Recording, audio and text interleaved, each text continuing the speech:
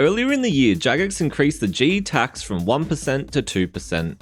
This caused a lot of people to quit flipping, with many claiming flipping was dead and no longer worth it due to needing margins far too wide to make any profits. But this is completely untrue. Today, I'm going to give you 6 tips that will ensure you make a killing off the Grand Exchange by highlighting what you need to look for and providing examples of items to keep an eye on that really help negate the in-game IRS. And we're going to be doing this without flipping items under the tax-free threshold. The first thing I did amidst the panic of the new 2% tax is I went back and looked at what happened when the 1% tax was introduced. And fascinating enough, I noticed the margins on items grew 1% wider in the weeks following the 1% tax. This leads me to my first point. There will always be merchants making profits, and the tax will always be passed on to the buyers. You just have to be more rigid with your margins and smarter with your item selection. So what items are yeses and what are the big no-nos? Do not bother merching common items like Bandos, Armadillo, Dragon Hunter crossbows, etc. The tax will kill you, and I'll show you a clip that sums up why this isn't worth doing from episode 2 of my Pro Mercher vs ChatGPT series. Guys, you know it's bad when the rune arrows are making more profit than a bloody Dragon Hunter crossbow is going to. Well, 2 mil worth of rune arrows is going to make me as much profit as a Dragon Hunter crossbow after tax. Let's think about that.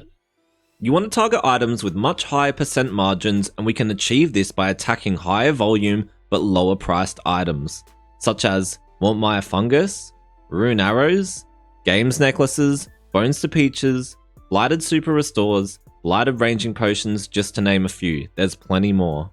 This is where I highly recommend targeting PKs, as they will always insta-buy and insta-sell items. So consider widely used potions, ammo and food on PvP worlds, as well as less thought of bot dumped items such as LMS rewards.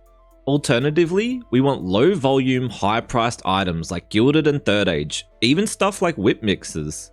These types of items have low volume but some insane margins, and you don't have to spend much time digging to find them. It also pays to remember there are plenty of Third Age items under 50 mil. Don't always assume there's no money to be made. I waited until the 3rd week of my Pro Mercher vs ChatGPT series to flip Third Age because I naturally assumed it was an iconic merch item and there would be plenty of competition. This wasn't the case, and I made a killing on Third Age range legs alone, snagging plenty of 1 to 3 mil margins towards the end of the series. People are lazy. Get spectral sigils and throw them onto spirit shields, or consider hilts. You don't need any stats at all to put hilts onto Godsword blades. Isn't that crazy? You can start a fresh level 3 and make Godswords. I must have made more than 100 mil on Zamorak hilts in the last few months by just throwing them onto blades. It's super low effort, and you can lowball the hilts and you'll log into green bars fairly often. If you're brand new to flipping and don't know how to set prices, find an item I've mentioned and go to getracker.com and have a look at the current margins. If they look good, find the lowest price it's bought at in the last day and set your offer either 1 GP above or even a little lower. You can do the same when selling. G-Tracker is not always accurate, and we can take advantage of that, and I'll show you a clip of just how inaccurate it can be. Alright guys, I just want to show you guys this real quick. It's been about 10 minutes since I recorded that clip, and these Dragon Bolts have sold, which is awesome, but I just wanted to show you guys the graph.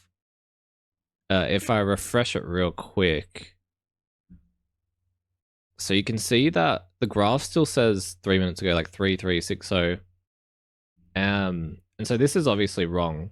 And so it just goes to show, like, you can't always trust exactly where the price is at. So don't always be too discouraged if you see some items with the razor thin margins like this right now, because it's just not true. It hasn't shown any of these 3487s at all. Like, that would be somewhere up here. If you're still clueless but you want to merch, I'll be releasing my top 8 items to flip for cash stacks 100 mil or under in the next video, so keep an eye out if that's something you'd be interested in. The bonus of watching a smaller channel is that these items don't get flooded like they do when big creators mention them. And so that's it. To quickly recap, the 6 things to remember are: there will always be profits to be made. Do not go for gear or commonly traded items in the 1 to 500 mil range. You will get killed by tax. Either find A, high volume, low priced items with big swings, or B, low volume, higher priced items with big margins. Don't assume items are being heavily contested by merchants, it's often not the case. Target PKs and items that are insta-bought and insta-sold, such as teleports, food, ammo, potions, etc. People are lazy. Find items you can put the parts of together for big profits. There are some very easy money makers here. Remember, GE Tracker is not always accurate. Use it as a guide and don't be afraid to get a little greedy with your margins. Once again, you're an actual legend if you've made it to the end of the video. I will see you guys soon with my best items to flip in 2026.